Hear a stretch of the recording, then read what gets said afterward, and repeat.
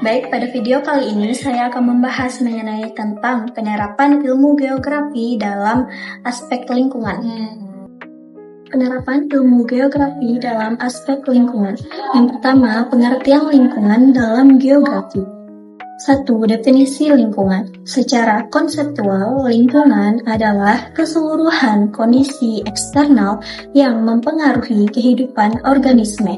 Dalam konteks geografi, lingkungan menjadi kesatuan ruang yang di dalamnya terdapat unsur alam, sosial, ekonomi, dan budaya yang saling mempengaruhi. Lingkungan merupakan satuan ruang tempat terjadinya interaksi antara faktor biotik dan abiotik yang membentuk suatu keseimbangan ekosistem. Yang kedua, sistem lingkungan. Sistem lingkungan adalah suatu susunan komponen-komponen lingkungan yang saling berinteraksi dan saling mempengaruhi sehingga membentuk suatu keseimbangan tertentu. Keseimbangan tertentu yaitu komponen ada abiotik meliputi atmosfer udara, litosfer tanah dan batuan, hidrosfer air, dan klimatologi iklim dan cuaca. Yang kedua, komponen biotik meliputi manusia, hewan, tumbuhan, dan lain-lainnya. Yang ketiga, komponen sosial budaya meliputi ekonomi, teknologi, permukiman, dan lain-lain. Karakteristik sistem lingkungan ada yang bersifat dinamis, artinya selalu mengalami perubahan. Kemudian saling bergantung, satu perubahan mempengaruhi keseluruhan lingkungan. Kemudian mempunyai mekanisme keseimbangan, di mana alam berusaha kembali stabil setelah terjadinya gangguan. Yang kedua, yaitu konsep lingkungan berkelanjutan, merupakan pendekatan yang menekankan bahwa pemanfaatan lingkungan harus dilakukan secara bijak agar dapat memenuhi kebutuhan generasi sekarang tanpa mengurangi kemampuan generasi mendatang untuk memenuhi kebutuhannya. Yang pertama yaitu keberlanjutan adalah konsep yang mengajarkan bagaimana manusia harus menggunakan sumber daya alam secara hati-hati, terencana, dan efisien agar sumber daya tersebut tetap tersedia untuk masa depan. Dalam geografi, keberlanjutan berperan besar karena geografi memetakan, menganalisis, dan memprediksi bagaimana perubahan lingkungan terjadi dari masa ke masa.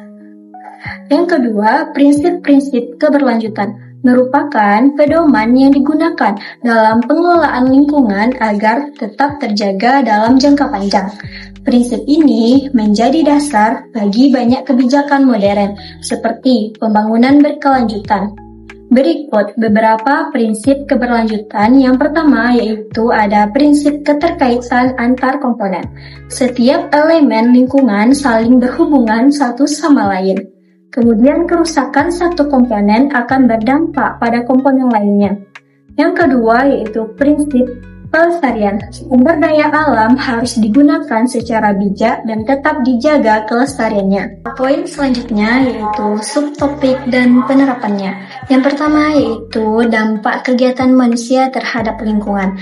Pada penggunaan lahan, merupakan cara manusia memanfaatkan permukaan bumi untuk berbagai kegiatan seperti permukiman, pertanian, industri, pariwisata. Dampaknya kerusakan ekosistem dan kehilangan habitat.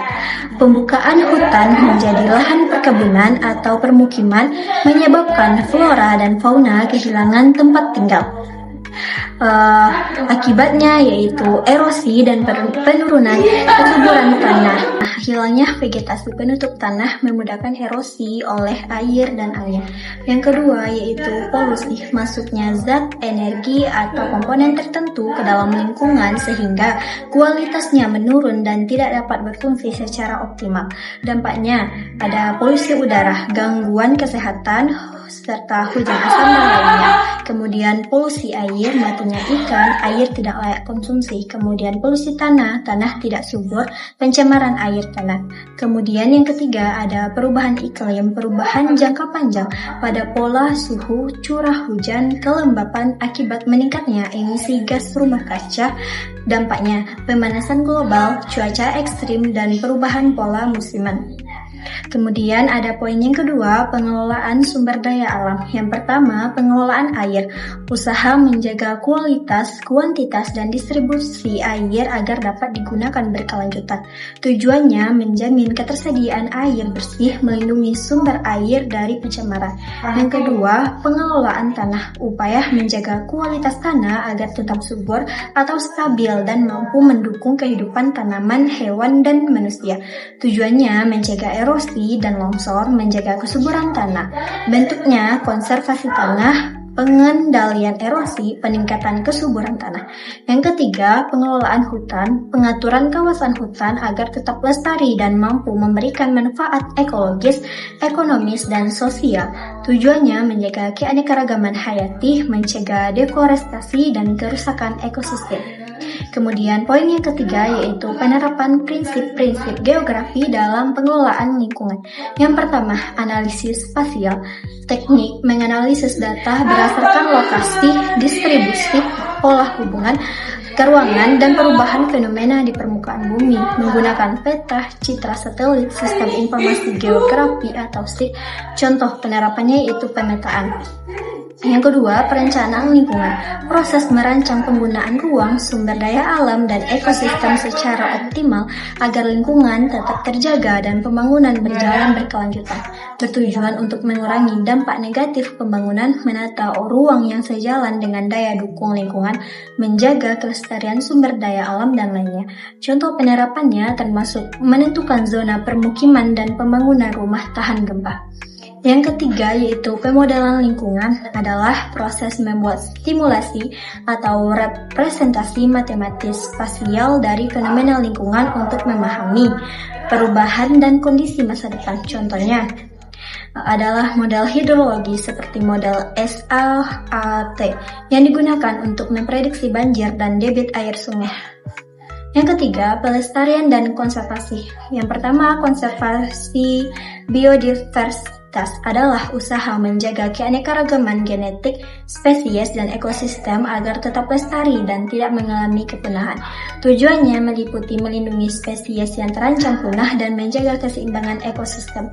Yang kedua, zona perlindungan adalah wilayah yang ditetapkan secara hukum untuk melindungi spesies endemik dan kawasan sensitif dari gangguan manusia, mengurangi tekanan terhadap habitat penting seperti hujan asam, hutan hujan tropis, dan terumbu karang. Yang ketiga, restorasi ekosistem adalah proses mengembalikan kondisi ekosistem yang rusak menjadi lebih sehat dengan tujuan mengembalikan keanekaragaman hayati dan mengurangi risiko bencana alam seperti longsor dan banjir. Baik, sekian penjelasan dari saya. Semoga kalian memahami penjelasan tadi. Saya ucapkan Assalamualaikum warahmatullahi wabarakatuh.